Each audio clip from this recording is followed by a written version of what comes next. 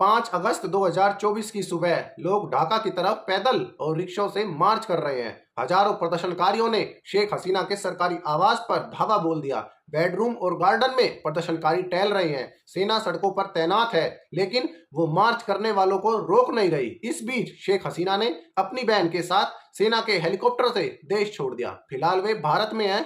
49 साल पहले 15 अगस्त 1975 को शेख हसीना के पिता और बांग्लादेश के संस्थापक शेख मुजीबुर रहमान की उनके घर पर ही हत्या कर दी गई। उस दिन शेख हसीना ने सिर्फ अपने पिता को ही नहीं बल्कि परिवार के 17 लोगों को खोया था। हसीना और उनकी बहन विदेश में होने की वजह से बच गई थी। आज हम इस वीडियो में जानेंगे शेख हसीना के परिवार वालों के मर्डर से कैसे खून का तालाब बन गया था बांग्लादेश का राष्ट्रपति भवन। शेख हसीना ने इस पूरी घटना को पिछले साल ढाका टाइम्स में लिखा था।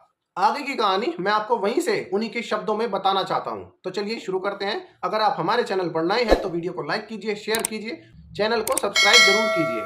अभी सवेरा नहीं हुआ था, दूर मस्जिद से अजान की आवाज आ रही थी। अचानक गोलियों की आवाज से इलाका गूंज उठा। ढाका के धानमंडी इलाके की 32 रेस कोर्स पर एक घर के आसपास गोलियां चल रही थी। वो घर कोई सामान्य घर नहीं था, बल्कि बांग्लादेश के राष्ट्रपति राष्ट्रपिता बंगबंधु शेख मुजीबुर रहमान वहां रहते थे।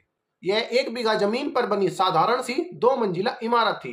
देश का राष्ट्रपति किसी अन्य मिडिल क्लास नागरिक की तरह ही वहां रहता था। वे ऐसे ही थे, सामान्य जीवन जीने वाले। वे घर हमारी आजादी के लिए हर तरह के आंदोलन और संघर्ष का मूक गवाह भी था। बंगबंधु शेख मुजीबुर रहमान ने 26 मार्च 1971 को इसी घर से बांग्लादेश की आजादी की घोषणा की थी। 15 अगस्त की सुबह उसी घर पर गोलियों की तड़तड़ाहट के बीच अजान की आवाज पहले धीमी पड़ गई और फिर कहीं खो गई। आमतौर पर राष्ट्रपति के आवास की सुरक्षा का जिम्मा सशस्त्र बलों की इन्फेंट्री डिवीजन का होता है, लेकिन अभी 10-12 दिन पहले ही इसकी जिम्मेदारी बंगाल लांसनर से हटाकर अधिकारियों और जवानों पर डाल दी गई थी, जो कोई साधारण मसला नहीं था। मेरी मां बेगम फजिल तुन्नेस मुजीब ने देखा कि काली वर्दी पहने सैनिक आवास की सुरक्षा में लगे हुए थे।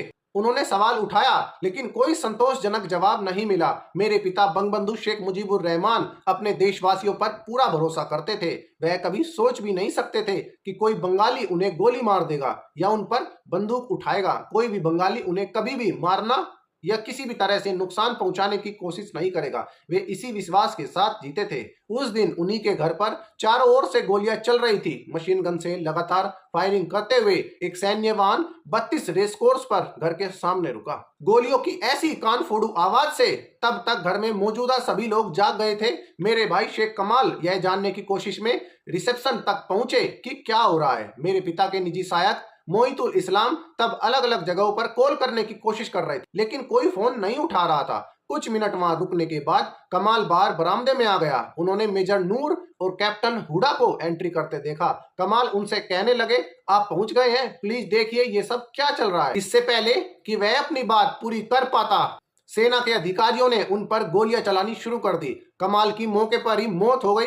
दुख की बात तो यह थी कि कमाल पर गोलियां चलाने वाले मेजर नूर और मेजर हुडा दोनों ने मुक्ति संग्राम के दौरान उनके साथ काम किया था। वे एक दूसरे को बहुत करीब से जानते थे। मेजर सैयद फारूक एक मिलिट्री टैंक से हमारे घर को निशाना बनाकर फायरिंग कर रहे थे। मेरे पिता ने पहला फोन सेना प्रमुख शफीकुल्लाह को किया और उन्हें पूरी जानकारी दी।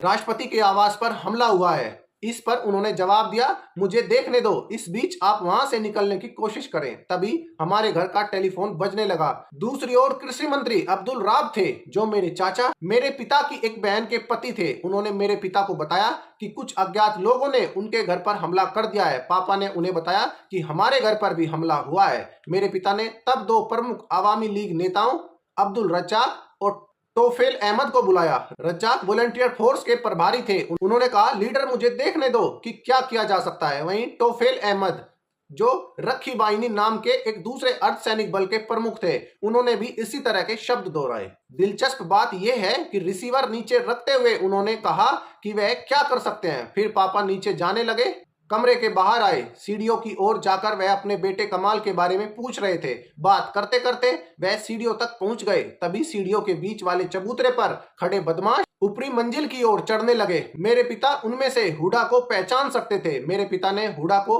उसके पिता के नाम से पुकारा, क्या तुम रियाज के बेटे नहीं हो? आप क्या चाहते हैं? इससे पहले कि वह अपनी बात पूरी कर पाते, उन्होंने गोलियां चला दी। उस समय तक रिसालदार मोसलेउद्दीन भी हत्यारों में शामिल हो गया था। हत्यारों की गोलियों से पिता बेजान होकर सीढ़ियों पर गिर पड़े। मेरी माँ भी सीढ़ी के पास आ रही थी। तब तक हत्यारे ऊपरी मंजिल पर पहुंच गए थे। उन्होंने मेरी माँ का रास्ता रोका और उन्हें अपने साथ जाने को कहा। उन्होंने कहा, मैं एक कदम भी नहीं बढ़ूंगी, कहीं नहीं जाऊंगी। तुमने उन्हें क्यों मारा? तुम्हें मुझे भी मार डालना चाहिए। इसके बाद उन्होंने मेरी माँ को भी तुरंत मार डाला। मेरी माँ का निर्जीव शरीर फर्श पर गिर पड़ा। मेरे दो भाई कमाल और जमाल की अभी नई नई शादी हुई थी। कमाल की पत्नी सुल्ताना कमाल और जमाल की पत्नी रोजी जमाल मेरे माता पिता के कमरे में थी।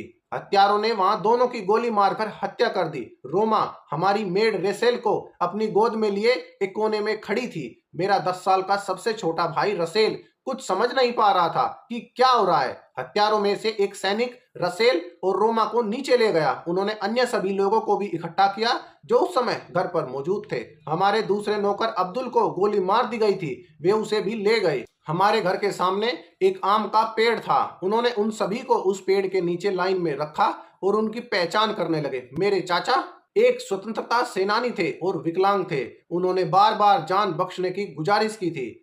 उन्होंने अपनी प्रेग्नेंट पत्नी और छोटे बच्चों की दुआई दी। उनका क्या होगा? लेकिन हत्यारों ने उनकी किसी गुजारिश पर कोई ध्यान नहीं दिया। उनकी पहचान होने के बाद वे उन्हें ग्राउंड फ्लोर पर ऑफिस के बाथरूम में ले गए और गोली मारकर हत्या कर दी।